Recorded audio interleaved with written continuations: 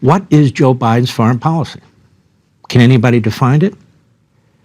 Can anybody give it some contour, some explanation as it applies to one region of the world after another?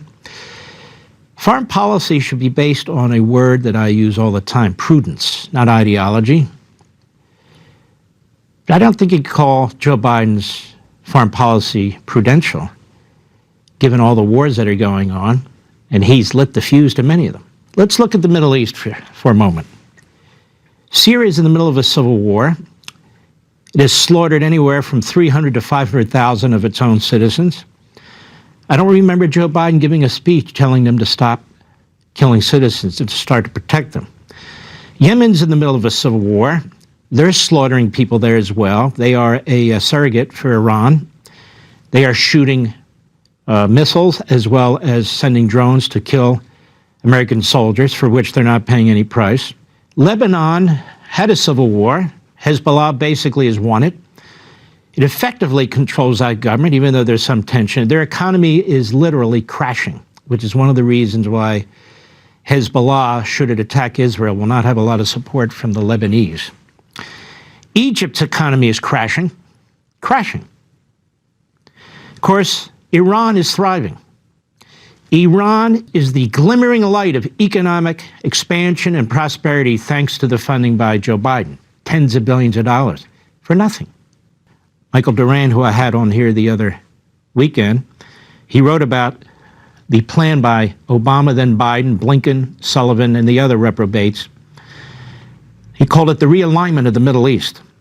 Now, these kinds of things can only be baked up in kitchens in Ivy Towers or Ivy League schools, or what I call poison Ivy League schools. You basically have different Arab countries with different leaders. Some of them have military dictatorships. Some of them have monarchies. Some of them are relatively recent in the timeline in the Middle East, like the dictator who's in Egypt and so forth. Some of them were created in the 1920s, like Saudi Arabia and Jordan, where monarchs were put in place by the British and others. Some of them go back much further. So when we treat the Arabs, the Muslims, these countries, as if they're all one and the same thing, they're not. Except for this: they will do anything to survive. The monarchies seek to survive. It's one inbred to the next. The military dictatorships seek to survive. Or they'll be knocked off by another military dictatorship, or maybe the Muslim Brotherhood, or something like that. Iran is not an Arab country. It's Persian. It's trying to build a caliphate to control those Arab countries and other Muslim countries who do not share their Muslim sect. It's very complex. It's very complicated. But that doesn't make the difference between good and evil complicated. That's actually very simple. There's not a single democracy among the Arab states. Not one. Not one. That they have in common. Number two, many of them, but not all of them, will do anything to survive.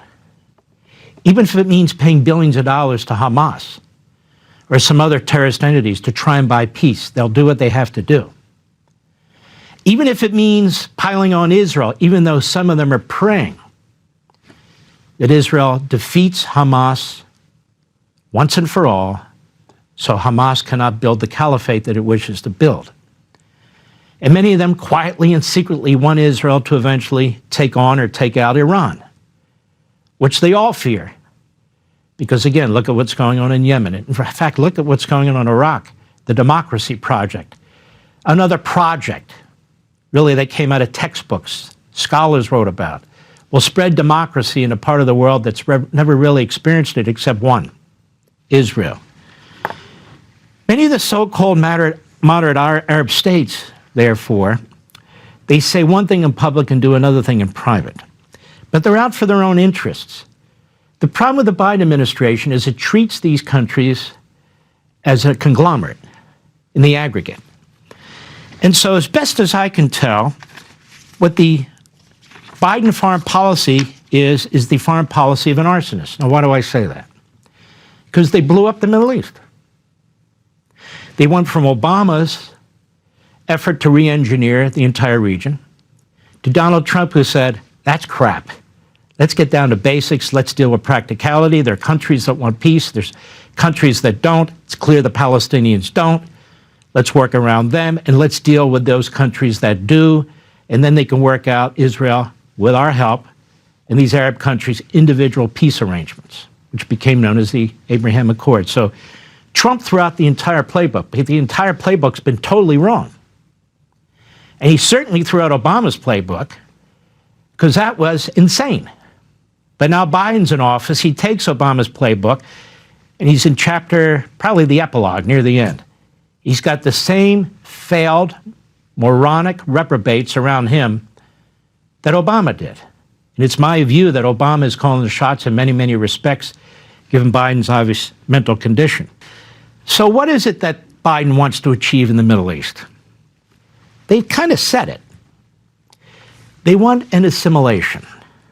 They want an assimilation between the so-called moderate Arab states and Israel. Assimilate what? Assimilate their economies. Assimilate their militaries. Assimilate their national security interests. As Duran says, to rebalance the Middle East. And in order to do that, Israel has to be weakened and other countries have to be strengthened. It gets worse.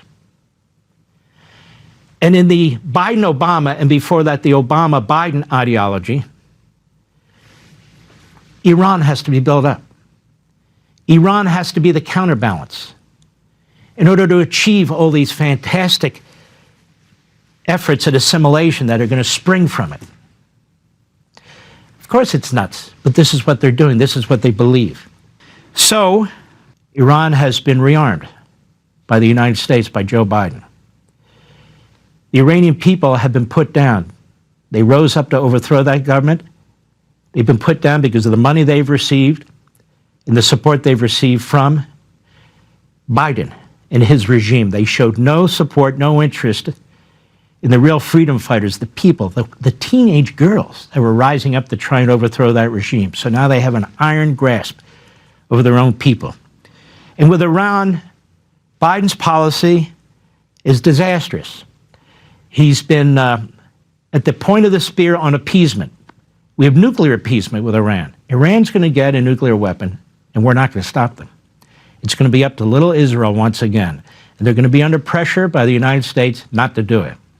We have economic appeasement, where all kinds of trade routes have been opened to Iran, where they're able to fund China, where China is able to buy enormous amounts of oil from Iran. 90% of the oil Iran sells goes to China.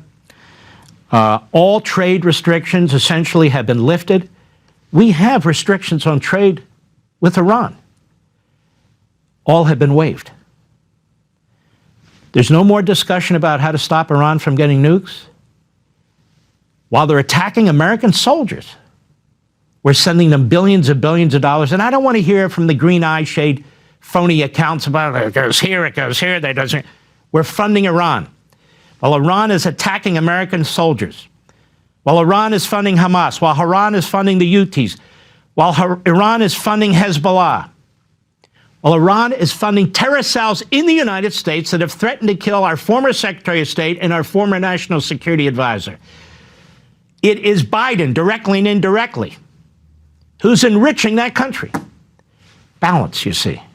At the same time, they're trying to push Israel not to defeat Hamas in 100 different ways. And they candy coat it, they camouflage it as a humanitarian pause. There can be no humanitarian pause when you're trying to wipe out a terrorist regime that kills its own people and kills Israelis with nothing more than to kill Americans. Humanitarian pause? The propaganda is appalling.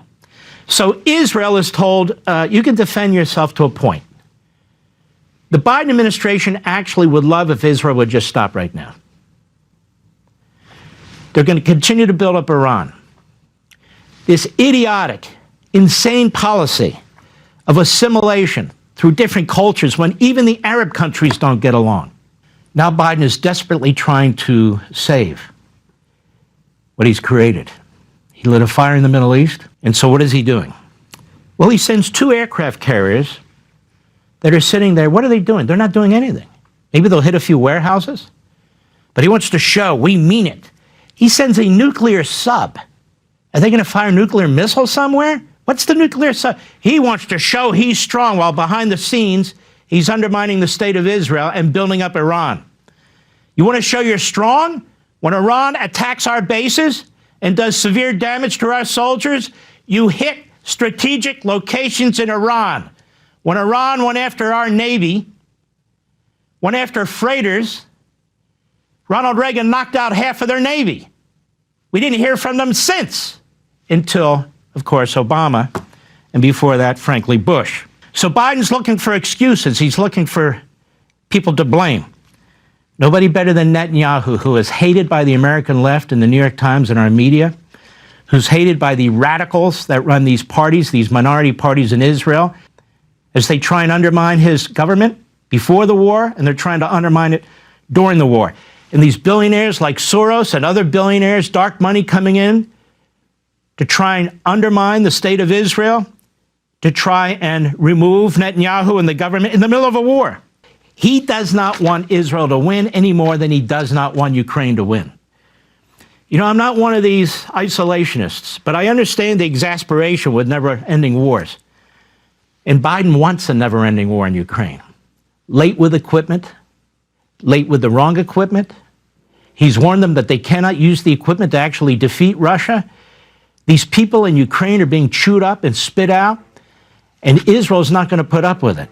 They are not going to be chewed up and spit out. So he has a failed foreign policy that can be best described as a foreign policy of arson, where he sets fires all over the place, or others set fires, and he won't put them out in the proper way.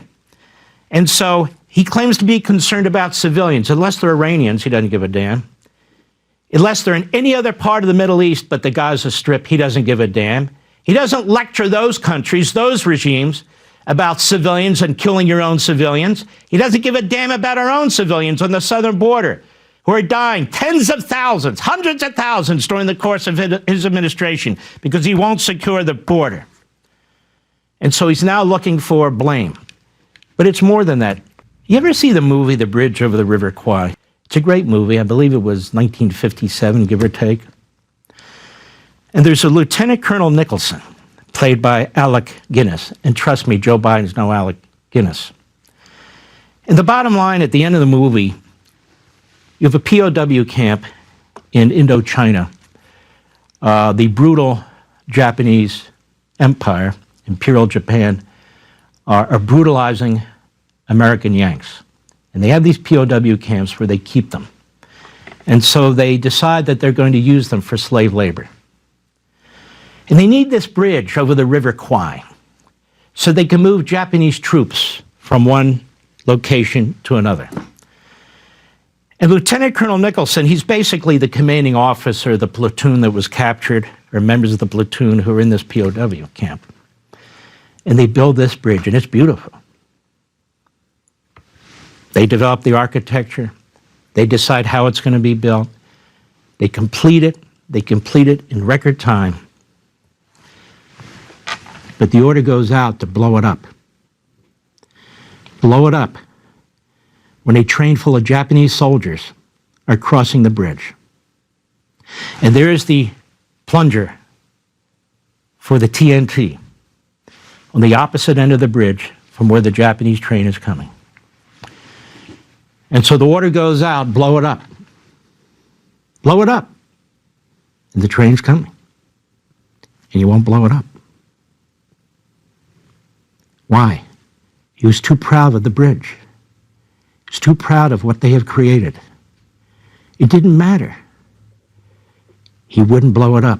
Then at the end, he's shot, and as he's dying, he falls over, hits the plunger, the bridge blows up with a Japanese train.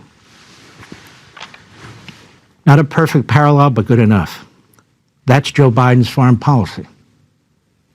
He needs to blow it up, but he won't blow it up. And the enemy keeps crossing his bridge and crossing his bridge. And he keeps making sure that they have enough money to get across that bridge. Joe Biden is a stubborn, intransigent individual who is always an arsonist when it comes to foreign policy, and he is surrounded by Obama sycophants and acolytes who are dumber than he is.